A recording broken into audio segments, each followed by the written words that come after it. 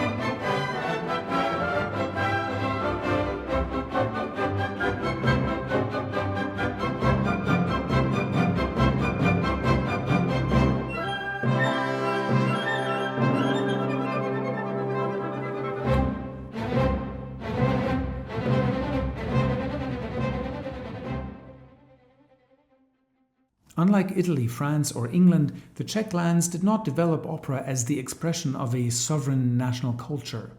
In a sense, opera arrived first, and the nation came later. For most of the history of the Czech lands, there was no Czech Republic. Bohemia and Moravia formed part of the Habsburg Empire, and their cultural life unfolded in a multilingual world where Czech, German, Italian, and Latin coexisted. Opera arrived here astonishingly early. The earliest documented operatic performance on the territory of today's Czech Republic took place in Prague, almost precisely 400 years ago, in 1627. Giovanni Battista Andreini's La Trasformazione di Callisto e Arcade was presented during festivities surrounding the coronation of Ferdinand II as King of Bohemia. Only a few decades after opera emerged in Florence, the new art form had already reached Prague.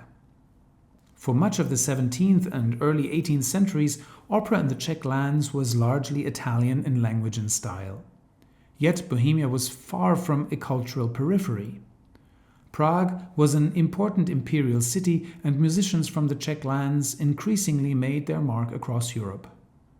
Among them were Jan Dismas Zelenka, today recognized as one of the most original composers of the late Baroque, František Václav Mícha, whose work included some of the earliest Czech language operatic experiments, and Florian Leopold Gassmann, born in northern Bohemia and later one of Vienna's leading opera composers and the teacher of Antonio Salieri. The most remarkable of these traveling musicians was undoubtedly Josef Mysliveček, who lived from 1737 through 1781. Born in Prague, Mysliveček settled in Italy and became one of the most successful opera composers of his age. Known as Il Divino Boemo, the Divine Bohemian, he composed around 27 operas, enjoyed a fame that extended across the Italian peninsula, and even got an asteroid named after him in 2003. He was admired by Mozart, who met him repeatedly as a young man. Long before Czech National Opera existed, a composer from Prague had already become a European operatic celebrity. Mysliveček was not an isolated case. Throughout the 18th century, Bohemian musicians traveled across Europe in remarkable numbers. Churches, courts, and theaters from Dresden to Naples relied on performers, composers, and kapellmeisters from the Czech lands. The reputation of the Bohemian musician became so widespread that for many Europeans, Bohemia itself became associated with musical excellence. By the time Mozart arrived in Prague, opera had already been flourishing in the Czech lands for more than a century and a half. The opening of Prague's Stavovské divadlo, the Estates Theatre, in 1783 marked a turning point. Few cities embraced Mozart with greater enthusiasm. Following the extraordinary success of Le Nozze di Figaro, Mozart traveled to Prague in 1787 to conduct the world premiere of Don Giovanni. 4 years later, he returned for the premiere of La Clemenza di Tito. Whether or not Mozart slightly exaggerated when praising Prague's audiences, the enthusiasm was real. To this day, Prague remains one of the cities most closely associated with his operatic legacy. The 19th century transformed the role of opera once again. Across Europe, national movements sought to revive local languages and cultures. In the Czech lands, where German dominated much of public life, opera became one of the principal vehicles for expressing a distinct Czech identity. An important milestone came in 1826 with František Škroup's Drátiník, generally regarded as the first Czech language opera of lasting significance. Škroup would later compose the melody that became the Czech national anthem. But it was a contemporary of Verdi and Wagner, Bedřich Smetana, who lived from 1824 through 1884, who truly established Czech national opera. Smetana composed 8 operas, among them Prodaná nevěsta, The Bartered Bride, Dalibor, or the Czech national opera Líbuše. Through these works, he sought to demonstrate that Czech language, history, and culture belonged on the operatic stage alongside the great traditions of Italy, France, and Germany. His career became closely linked to Prague's Národní divadlo, the Prague National Theatre, itself conceived as a symbol of Czech cultural aspirations. The next great chapter belongs to Antonín Dvořák, who lived until 1904. Although remembered worldwide for his symphonies and concerts, Dvořák actually composed 11 operas. Today, Rusalka remains by far the most frequently performed, but works such as Jakobín or Dmitri continue to occupy an important place in Czech operatic life. Through Dvořák, Czech opera achieved a new synthesis of national character and international appeal. And then came Leoš Janáček, born in 1854 and dying in 1928. If Smetana gave Czech opera its national voice, Janáček reinvented its musical language. Working largely in Moravia rather than Prague, Janáček developed a style inspired by speech rhythms, folk traditions, and an intensely personal sense of drama. His 9 operas include Její pastorkyňa, or better known as Jenufa, Katia Kabanova, Příhody Lišky Bystroušky, or The Cunning Little Vixen, and Věc Makropoulos, The Makropoulos Case, works that today stand among the most original achievements of 20th century opera. Janáček's international stature has continued to grow ever since. Indeed, much of the renewed global interest in Czech opera over recent decades has begun with Janáček and then expanded outwards to encompass the wider tradition from which he emerged. The 20th century brought dramatic political upheavals. The independent state of Czechoslovakia emerged in 1918, Nazi occupation followed in 1939. After a communist coup in 1948, the country entered 4 decades of authoritarian rule, reinforced after the Soviet-led invasion of 1968, crushed the hopes of the Prague Spring. Only with the Velvet Revolution of 1989 did democracy return, leading eventually to the peaceful separation of the Czech Republic and Slovakia in 1993. Through all these changes, opera remained deeply embedded in Czech cultural life. Bohuslav Martinů, who lived from 1890 through 1959 and spent much of his life in exile, composed 14 operas, more than Smetana, Dvořák, or Janáček. Among them, Giulietta, or The Greek Passion, remained central works of the 20th century repertoire. Others, including Viktor Ullmann, Pavel Haas, and Erwin Schulhoff, left remarkable musical legacies despite the tragedies that engulfed Central Europe. The story of Czech opera is therefore not merely the story of a national tradition. It is the story of how an important Italian art form became one of the principal expressions of Czech cultural identity. Yet, Czech musicians never stopped looking outward. From Mysliveček's Italy to Mozart's Prague, from Smetana's national aspirations to Janáček's universal human dramas, opera in the Czech lands has always been both deeply rooted and unmistakably European.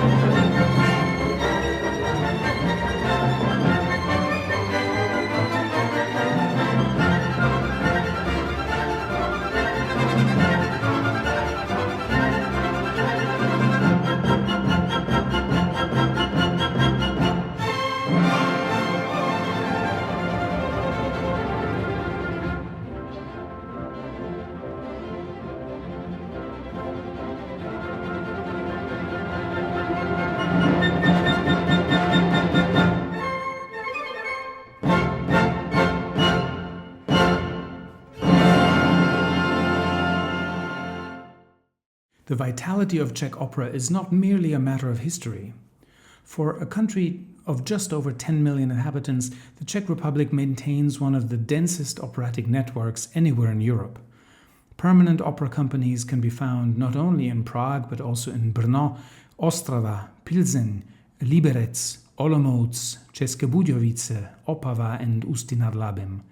One of the most important of these institutions is Národní divadlo Brno, the National Theatre of Brno, whose opera company has become an increasingly influential force both nationally and internationally. My first guest is Jiří Heřman, one of the leading figures in Czech opera today, a stage director as well as artistic director of the opera of the Národní divadlo Brno and of the Janáček Brno Festival. He has played a major role in shaping operatic life in the Czech Republic over the past 2 decades, and from 2028 he is set to become artistic director of opera at the Prague's Národní divadlo. I wanted to ask him not only about Janáček and Brno, but also about the state of Czech opera today, its audiences, its repertoire, its strengths, its challenges, and how a country with such a rich operatic tradition sees its future. Jiří, thank you for joining us on the Opera Road Trip. Thank you for inviting me for this interview. So let's start. When people outside the Czech Republic think of Czech opera, they often think first of Smetana, Dvořák and Janáček. How would you describe the Czech operatic landscape of today? What does a typical season in a Czech opera house look like? What is the repertoire and where do the artists come from?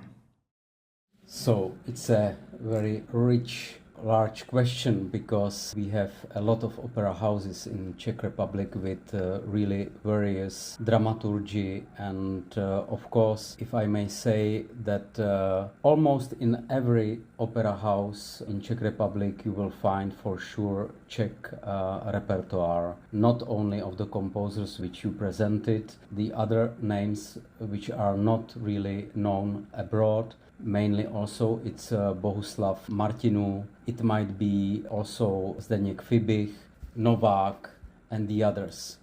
But I must say, for me, of course, it's always the most important is Janáček. If I go through the plans of the Czech opera just this season, of course, Janáček at the National Theatre, we had also new production of Devil's Wall in Brno here. Of course, you will find for sure also new commissions. You will find the world repertoire, of course, the classic opera, but mainly also the Baroque opera. Opera life is not only concentrated in opera houses, but also you can visit festivals here in Czech Republic, like in Znojmo. I would also mention the opera in České Budějovice. If we speak about the Czech opera, there are also very interesting interpretations, not only of opera, but also oratorios, cantatas. The last one which I saw just in the city in South Bohemia, it's Loutna Česká of the Czech composer of Adam Michnas Otradovic. So this was I must say, the strongest experience which I had just 3 weeks ago. You have staged also Fibich and Martinů among your many productions. Is there a Czech composer or opera that deserves a much larger place on international stages than he currently enjoys? Yes, Bohuslav Martinů. So as we did here, complete Janáček cycle, it's my dream to present Bohuslav Martinů not only with Greek passion, also with other very rich and interesting opera pieces, because they are not only classic, there are also like radio opera or TV opera. I said it's the composer of my heart, but I see that we could introduce him more. I must say that I'm Czech, and I'm still discovering the work of Bedřich Smetana because it's very difficult to interpret, because many of his pieces are connected with Czech history, and it's always challenge how to interpret these pieces to audience of nowadays, and this will be also a big challenge for us at the National Theatre in Prague. Of course, Smetana year is behind us, 24, but I'm looking forward to find new ways how to make his work alive. For example, the national piece like Libuše, it's always difficult to interpret if you do it in a historical settings, and it's not working at all. Or I mean the main approach that we cannot today interpret opera like fairy tale. Yes, we can some pieces, but not these historical stories, which are maybe very strong human stories, but it's always difficult to find a right approach how to interpret it nowadays. And I was very happy to have here David Pountney for Dalibor. I loved his interpretation, or Robert Carson when he did the excursion of Mr. Broček, which is connected. Of course, the work is very progressive musically, but the theme, it's very difficult to tell to people who doesn't know about the Czech history. And his approach that he connected with a very strong theme of Russian invasion to Czech Republic, and he connected the story with the year of 1968. I was really touched by this strong interpretation, and it's just enough that someone comes from outside and he wants to tell the story without any prejudices that it has to be interpreted exactly as it is written in a libretto. It's always challenged that you have audience who doesn't like it, and then you have the audience who really loved this way of interpretations. A question for the artistic director of the Janáček Festival.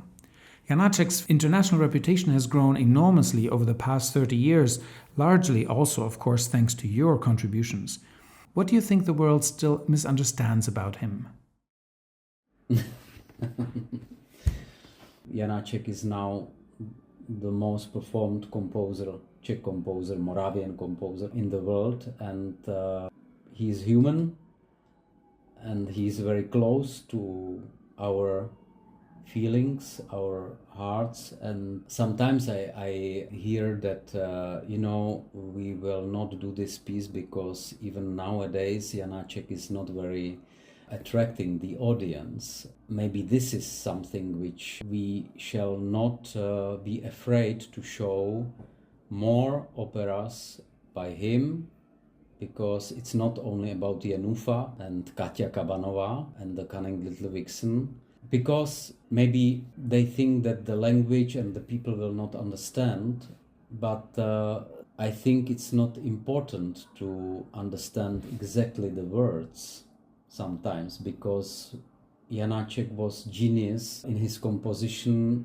that every word is interpreted through the music in a way that you feel the emotion, you feel the meaning, you can understand directly from the music. It's very simple. It's so Janáček goes straight away to your heart. Sometimes you forget to think too much. But from my experience from Hong Kong, when we did the Makropoulos case, and it was, I think, the first Makropoulos in China, I was very surprised how the audience who first time saw the piece, of course there was a translation, but they were laughing, they were reacting in a very live way. So misunderstanding, it's maybe that if someone is afraid that the audience will not understand, so maybe this is the only misunderstanding. Maybe this is a good moment to listen to some Janáček.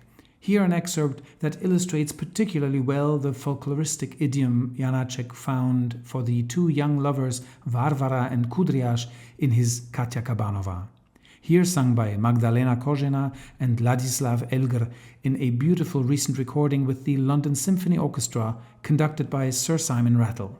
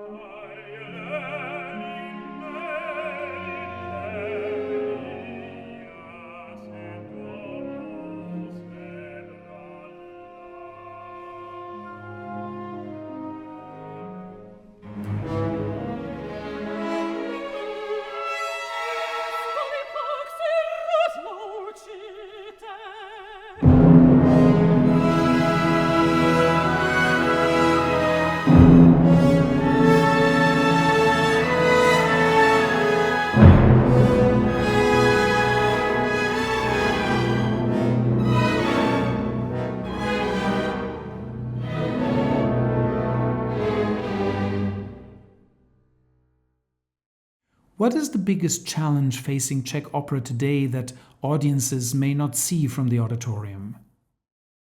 For me, it's a big challenge mainly in financing opera as a company which wants to cooperate with the theaters abroad, because it's always big difference, also financial difference between artists abroad and here, and the financial situation, it's not balanced. Also the salary of the artist in the orchestra, members of the chorus and the singers, it's really very, very low. And I'm facing as an artistic director always that I have to allow my members of the company to have some guest performances abroad or somewhere else, that they can make money somewhere else. I think this is very important, that still this has to be improved. This is, I think, a very big challenge. I would wish that we have also the schools for the professional technicians who are working in the theaters, because there is no chance to study the special, for the lighting department, for the building the set, for organizing the work on stage. When we hire new people, we have to teach them in the theater how to do it. So we have very good experienced people here, but from where comes next generation of young professionals who can work with stage technologies, with lights? So we miss a lot here in Czech Republic this. And I hope it will be developed in the future. Looking ahead, what do you hope Czech opera will look like, let's say, 10 years from now?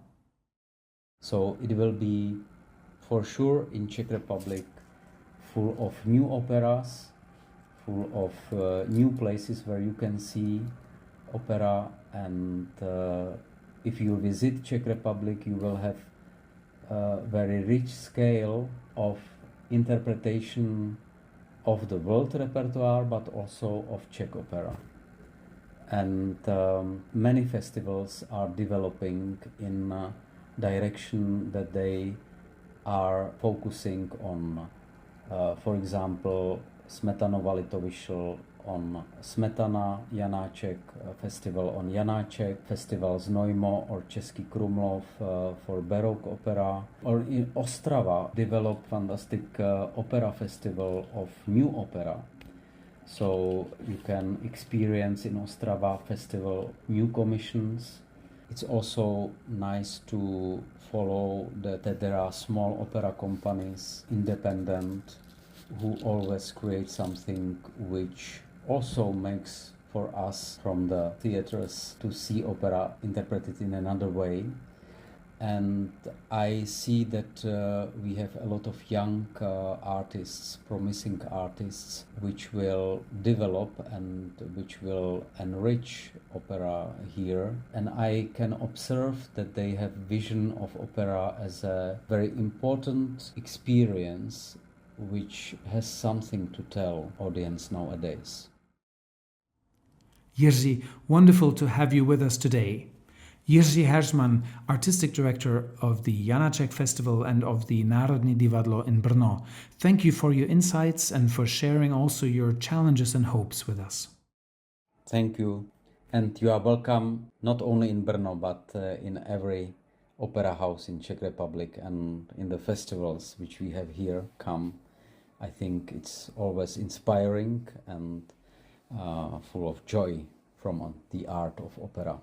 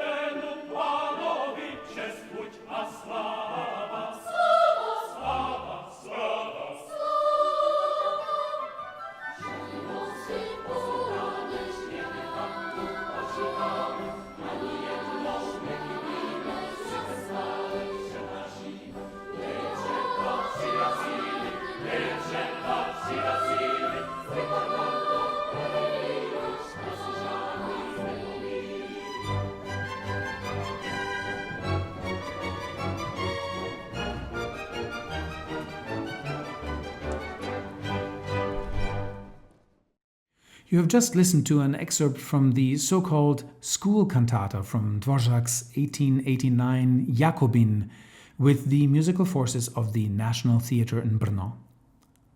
The history of Czech opera has always been shaped by exchange beyond its borders. From Mysliveček building a career in Italy or Gassmann in Vienna to generations of singers, conductors and directors working internationally, Czech artists have long been part of a wider European operatic conversation. To explore Czech opera from a different perspective, I'm joined now by the award-winning Czech stage director Barbora Horáková Joly. Born and educated in Prague, before establishing an international career, she belongs to a generation of artists whose work regularly takes them across Europe. Operavision audiences may know her from her acclaimed Carmen from Hanover or from Haydn's Missa in Tempore Belli at the Dutch National Opera.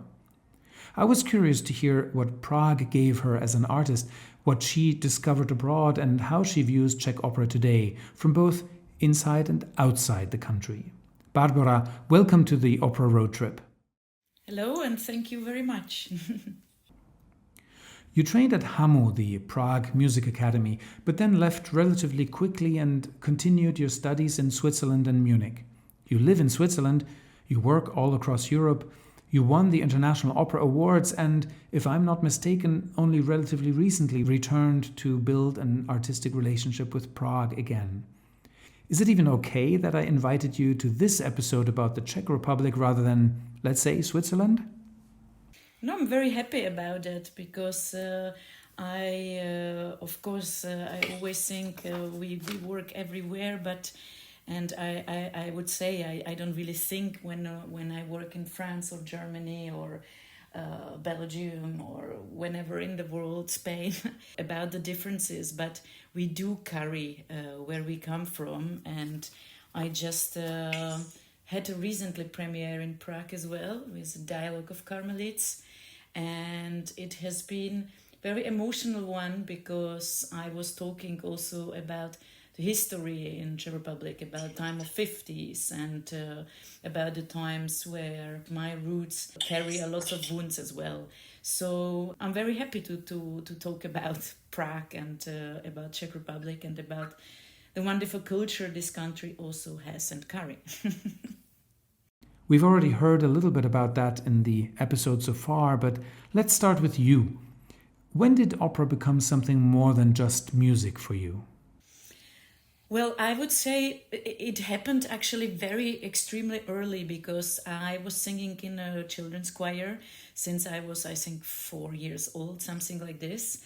And this children's choir was cooperated with the State's Opera. So we were singing a part in Turandot and all these children's choir parts in the classical operas. And I felt it in love the first time I kind of entered the building because the smell was different and the people behaved kind of different and the voices were gigantic and the costumes were gigantic and the coolies were gigantic, and that's what stays in my mind. And I remember because we always rehearse and prepare the things only with piano and the parts, and we turned inside of the choir, so the older colleague just took us by hands and brought us to the stage. So the first time you're on the stage is during the performance, kind of, and then this sound of the orchestra started, and I remember I was almost falling in the orchestra pit because I was so overwhelmed by it, and it was so magical that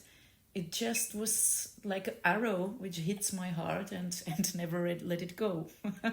It was just never a question to do anything else. Somehow I continued. I started to study singing myself, and I get education in Czech Republic, first in music. And I think that's what Czech Republic gave me really also as education, this really strong technique, I would say, and the good routine in making theater in a sense of technique, of working with the text and of getting kind of deep inside of the pieces. You have staged operas from Baroque via Haydn and Mozart, recently The Magic Flute at the Vienna State Opera, to Wagner and Janáček.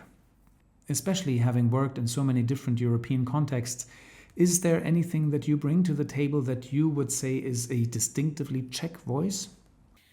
I think maybe maybe it's a little bit the sometimes I hear that the Czech people are quite melancholic, and maybe there is something into it. I'm coming from a generation which had the luck to live free and to kind of understand better what democracy is, I would say.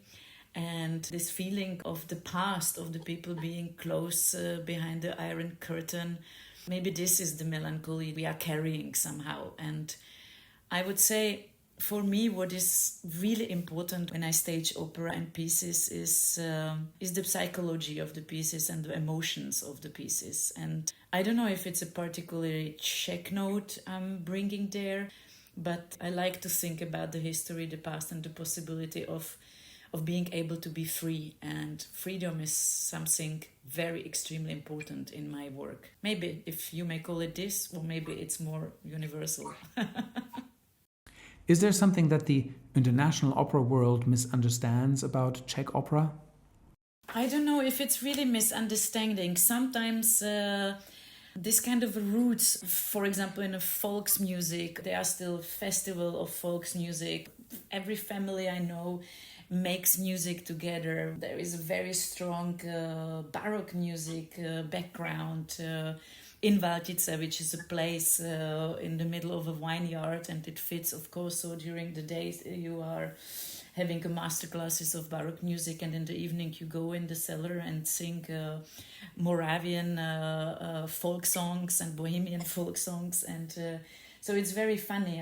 I like this kind of living the music together, not only let's say artistically and operatically, but also in the life. There are a lot of music school, and music education is really something completely normal, and I think this is there are so many music school for kids and so many possibilities, and I think this is something extremely special because it's really approachable to everyone, I would say.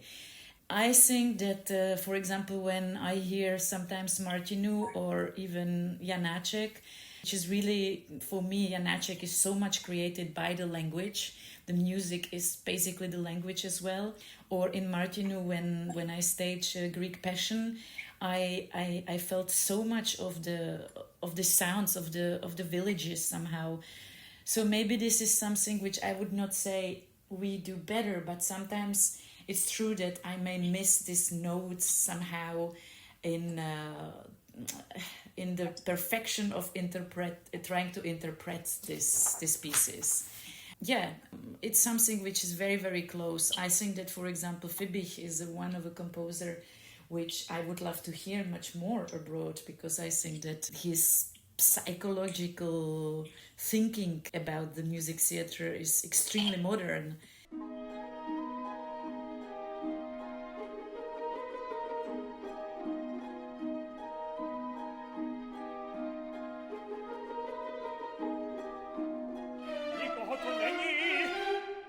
Zaspíváme z dlouhé chvíle. Po zahradce děvu, aniž ráno se prokázela, do potoka na světě často polížela. Chodí za ní, čajíček švárný, drahé taky kupované, ty odnosí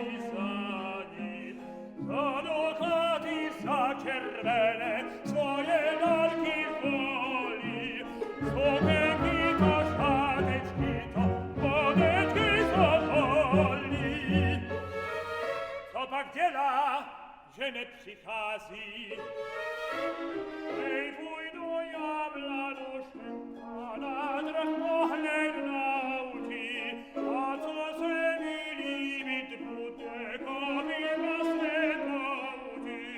Ej, koupím já mladušenka voňavé dvě máty, zasadím já obě máty podle svojí chaty. Nedečej jich šmarýšaj od mýho oknáma, nepravede salila já, ani gorila.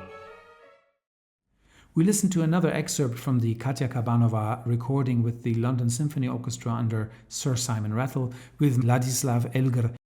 Barbara, if you could persuade every opera lover listening here today to discover one Czech composer or one Czech opera that deserve far more attention internationally, whom or what would you choose? I would say that I am a big fan of Bohuslav Martinu.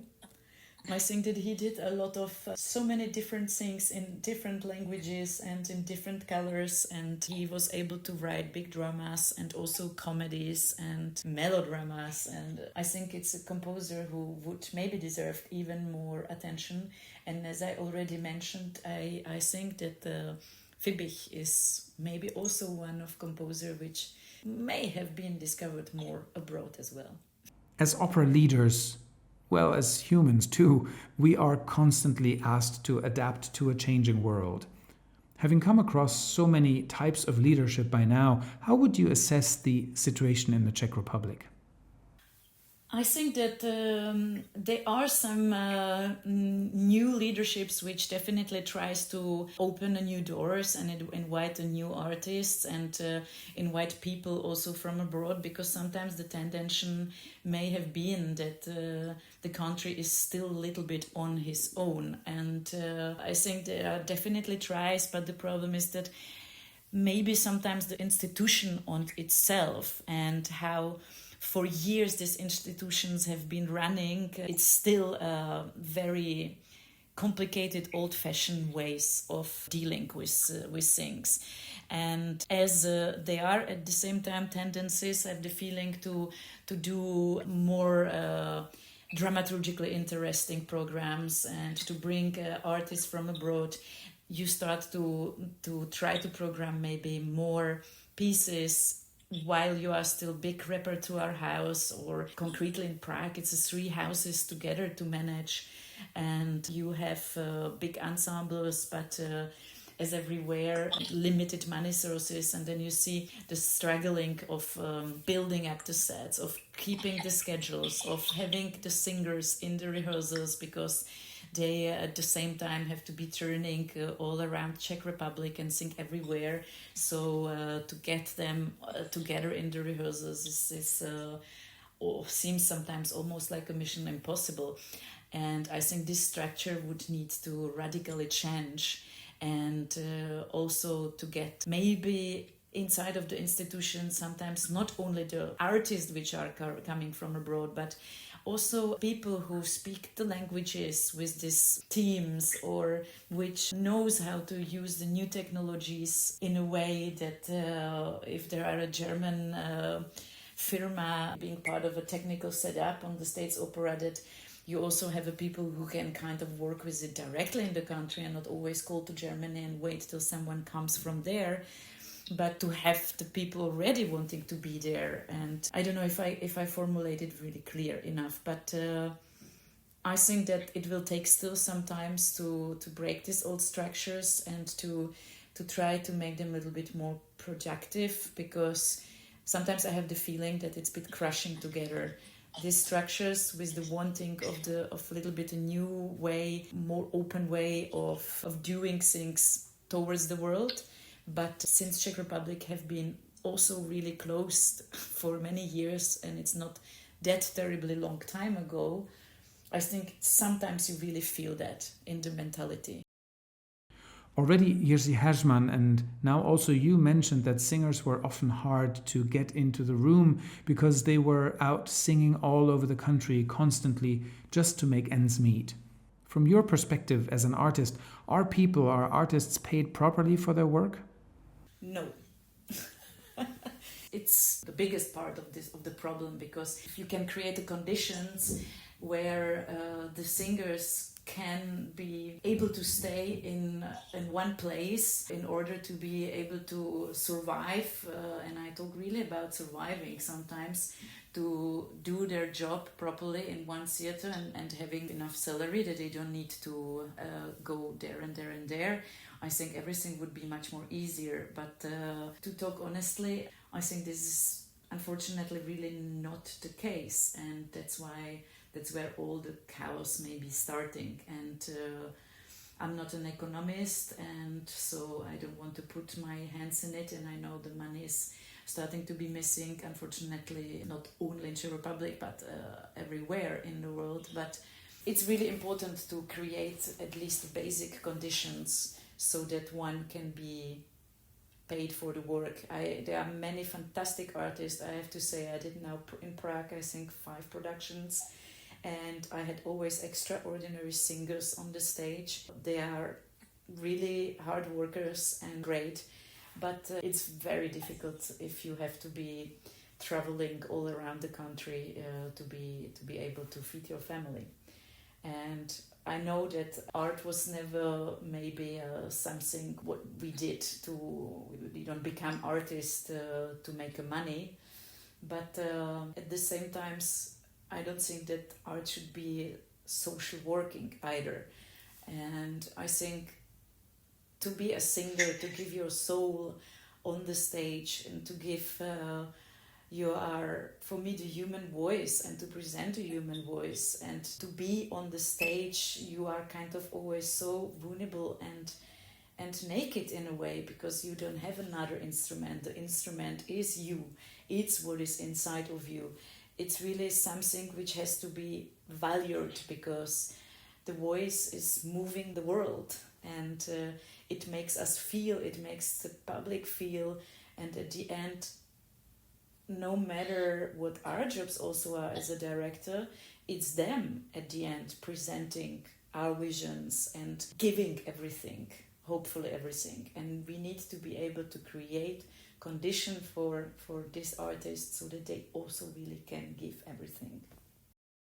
A heartfelt appeal from Barbora Horáková Joly to the powers that be to reconsider funding or the distribution of funding, to recognize the extraordinary talents, the extraordinary skills, and the circumstances that are needed for these talents and skills to bloom on stage. In closing, knowing that this podcast is part of Opera Europa's Next Generation platform and that we are therefore followed also by many young artists who are trying to find their ways in this sometimes confusing operatic biosphere, is there a word of advice that you would like to leave with them? I would say try not to be afraid, and not to be afraid also of trying out, even if you maybe fail, and try again. Because I think that's also maybe a part when I come back to the education. It was very strong, and we learned really till the things were not perfect. But this kind of way of having your own thought and not being afraid of formulating your own ideas, it's a gift which we now have, and I think it's great if the artists are not afraid to take this gift of formulating their own idea, trying out and trying not to be afraid, and just really trying out till they feel and we succeed together that it's good. Barbora, I hope that our listeners can come and catch one of your upcoming new or returning productions. Thank you for joining us today and for sharing so openly your thoughts about opera in your Czech homelands. Thank you very much for inviting me to this. Have a nice day, everyone, and come to opera.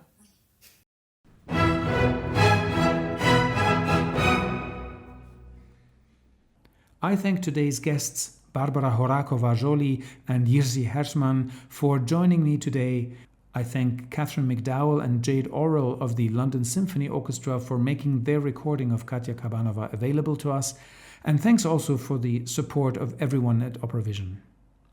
I must not forget to invite you also to have a look at the interesting contributions from opera houses across the globe made available to you on operavision.eu.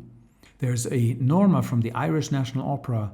There's The Bartered Bride, Prodana Neviesta from Teatro Real in Madrid, a Così fan tutte from the Hungarian State Opera, or Ponchielli's I Lituani from the Lithuanian National Opera and Ballet.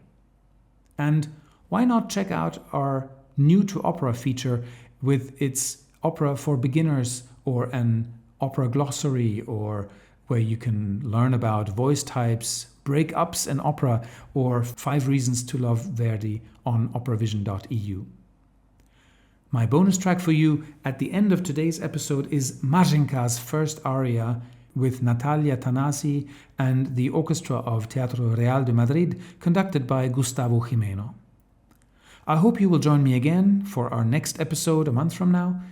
This series is curated, edited, and presented by me, Sebastian Schwarz. OperaVision is supported by the Creative Europe program of the European Union in the framework of the Opera Europa Next Generation platform.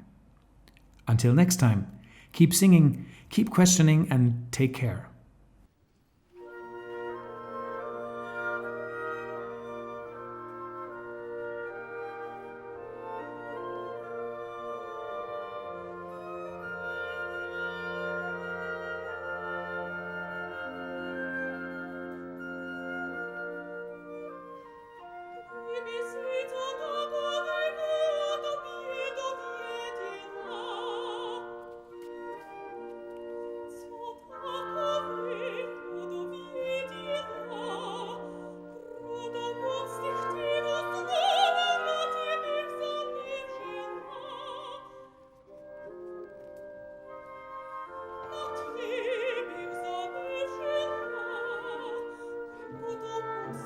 свободу.